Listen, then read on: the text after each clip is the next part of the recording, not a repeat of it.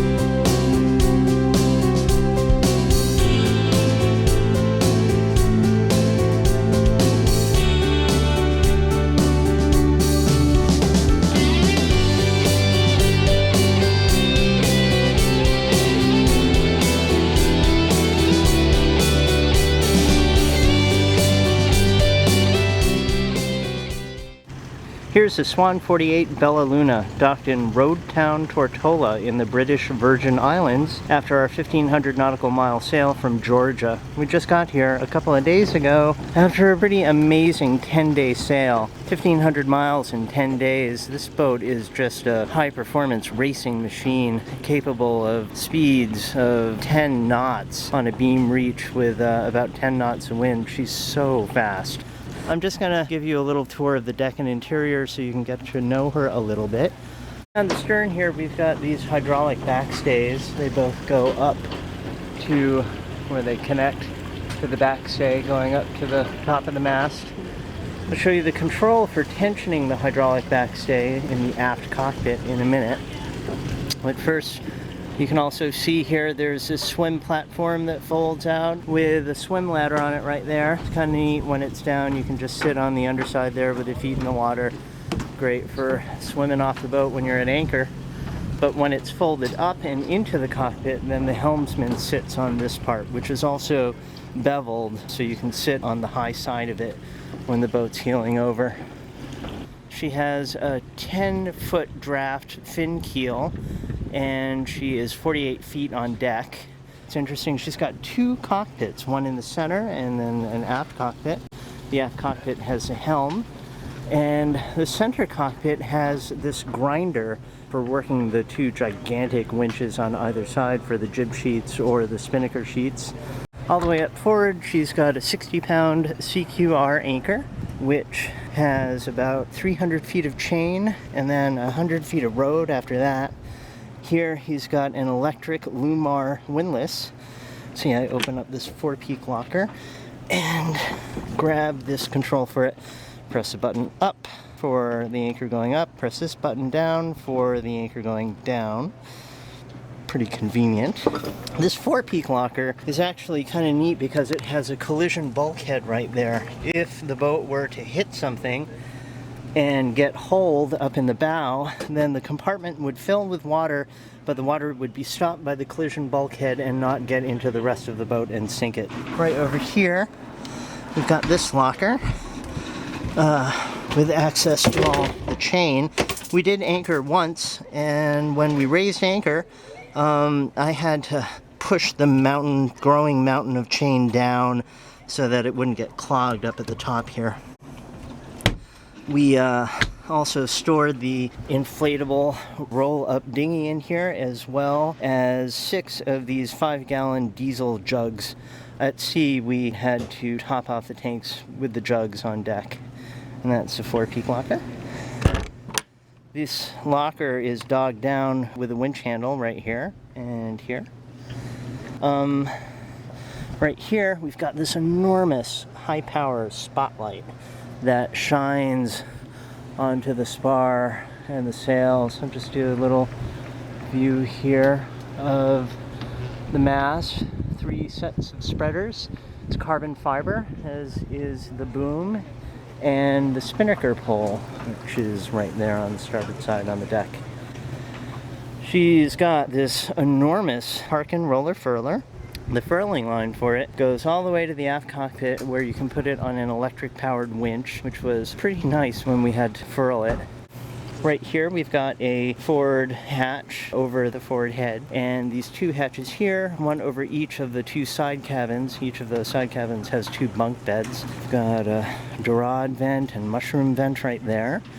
Right here, this is really cool. This track is for adjusting this car that moves all the way up there or all the way back there to adjust the tension of the jib sheet on the clew of the jib. We can move that car forward or aft simply by taking this red line here and releasing it, in which case tension on it would bring it all the way back, or can pull it to bring the car all the way to the other side to adjust the tension on the clew, increasing tension on the leech of the sail, just to get the sail perfectly shaped for whatever the wind condition is. Right here we've got all of these blocks for all of these lines, which are halyards for the main, the staysail, the jib, for the spinnaker, for the drifter, and also two lines, the black one and the blue one, for reefing lines for the main.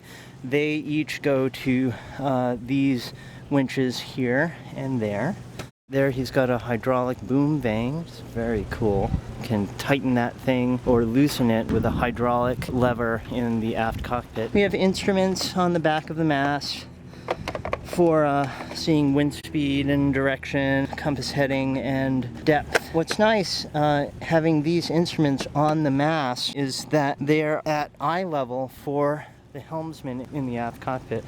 The helmsman can be looking straight forward at everything that's happening in front of the boat and doesn't really have to divert his eyes at all to read whatever the depth or speed is. Also, this boat has a trysail track right here. Right here we've got stainless steel rod rigging. What I found interesting was that with this rod rigging, it gets initially tensioned and then that's it. It never needs retensioning. It's a keel step mast and there's hydraulics underneath it to lower it. Then you undo the shrouds and stays and take the mast out and off the boat. And then when it goes back in, it gets placed back in, and then you connect the shrouds and stays, and then the hydraulics push the mast back up, and then that's it. It's just automatically tuned back to where it was before. Got this nice stainless steel handhold here. Although the deck is entirely teak, there's no bright work of any kind anywhere on it. We'll take a look at the center cockpit here. It's got these two electric powered winches for all of the halyards, which can be locked with these spin locks right here. Makes it pretty easy to raise a main when all you have to do is press a button. And then here in the center cockpit, the main feature is this grinder for grinding either of the two gigantic winches to either side of it. These are Lumar 77s. I learned that I never knew what those numbers actually meant, like this is a 77 and this is a 54.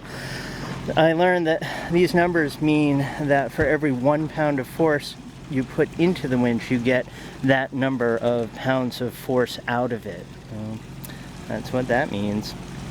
These winches are huge, and again, controlled by this grinder right here.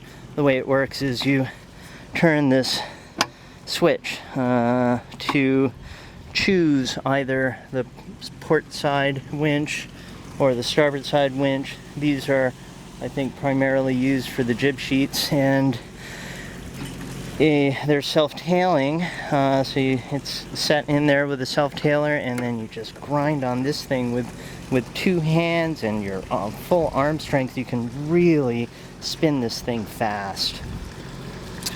He's got a preventer right here. He's got these eyes on the deck. 1, 2, 3, 4, 5, 6 eyes on either side of the deck for optimal placement of that preventer. And right here he's got the traveler for the main. What I found interesting was that the main sheet can actually be controlled from either side of the aft cockpit. There are two ends to it. You can see it goes through this block here, it comes down to either side here, or it goes through another block and then gets led to the aft cockpit winch on either side. And they do that because, you know, various sailing conditions where you might want to have the main sheet trimmer on the high side or low side. You might have a situation where you're using one of these winches for a jib sheet or a spinnaker sheet and the other one for the main sheet. Okay, we'll take a look at the aft cockpit now. It has these running backstays.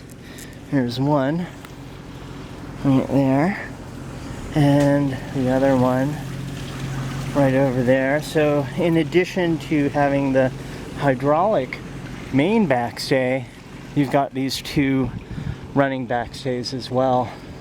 This boat is really designed for optimal tuning of the rig and the sails for the fastest speed possible. She's just a racing machine.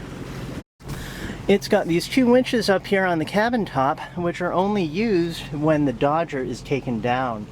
Again, this boat is made for racing. During our delivery of the boat to Tortola, we had the Dodger up, so we didn't use those winches at all.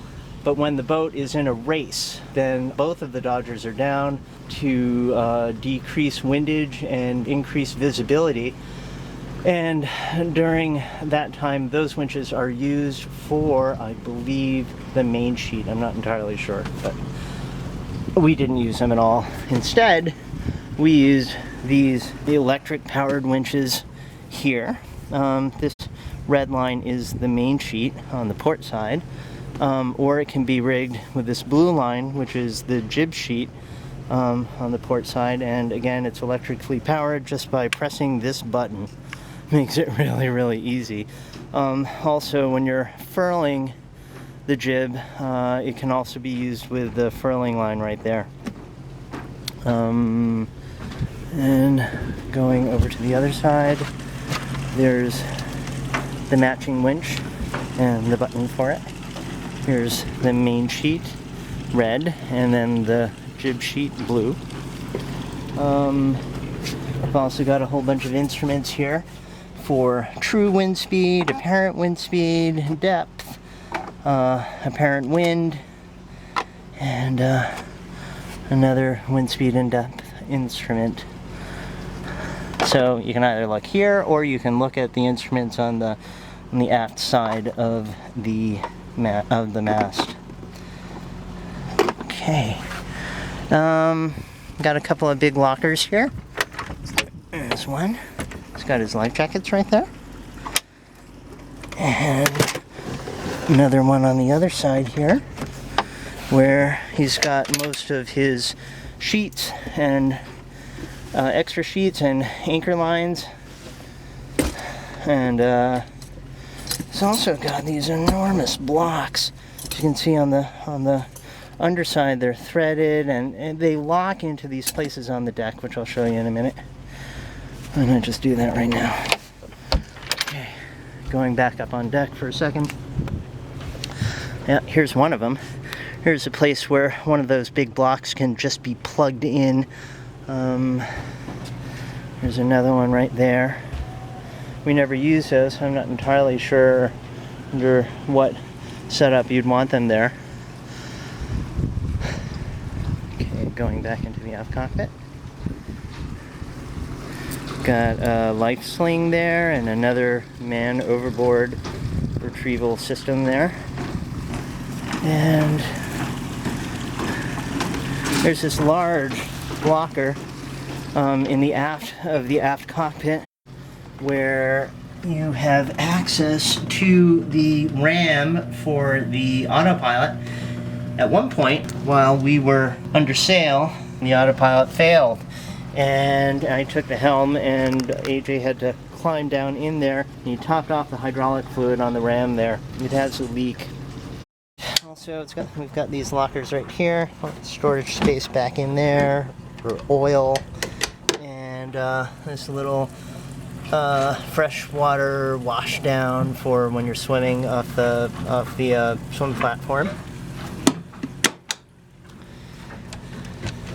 Another locker right here for propane.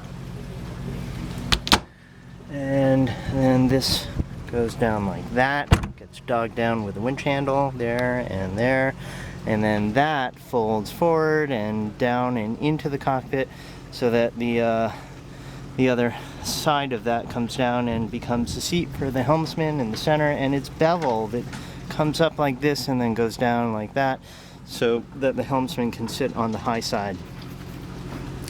Okay, let's see, over here we've got the manual emergency bilge pump and the handle for it right here. Right here we've got autopilot control, VHF. And on the other side, starboard side here, we've got the engine controls and light controls and instruments. We've got RPMs, water temperature, oil pressure, fuel gauge, and voltage. And then right here, we've got start the engine, stop the engine, turn on the instrument lights. It's got a glow plug button here. You press that in for about 10 seconds before you start the engine to warm it up. A rheostat for lighting on the compass. Tricolor light. It's got a light on the Windex, which is pretty cool. So you can see the Windex at the top of the mast all lit up. Strobe light, spreader light, etc. Here's the engine control. If you want to go in forward and rev up, you just push it forward and then keep pushing it forward to adjust the RPMs. If you put it in the straight upright position, it's back in neutral. And then when you press it aft, you go into reverse, and then the more you press it aft, the more you put the revs up. Also, if you pull it out and then push it either forward or aft, then you're just controlling the RPMs on the engine while keeping it in neutral. We've got this enormous wheel here, just gigantic. I've never sailed on a boat with a wheel this big. And the bottom part of it goes down into this little well. So it's really important that you not let anything fall down in there and get wedged into the steering wheel. And right here we've got a Garmin touchscreen chart plotter and wind speed and depth instrument. And over here, Furuno radar and the compass right here. Right here, this is really interesting to me. These are hydraulics for the backstay tension and the boom vane tension and the outhaul tension. They're all hydraulic, and you just set this selector knob here to whichever one you want to adjust. After you've selected what you want, you can read here the amount of pressure that's currently put on it. If you want to release the pressure, then you just turn this knob and release the pressure slowly, depending on how much you turn it. And if you want to increase the pressure, then you put this in there, and you crank it back and forth and pump it up to increase the pressure on it. So if you want to increase tension on the backstay, you set that to backstay, and then you pump that. So likewise for the boom vane and the outhaul. Amazing.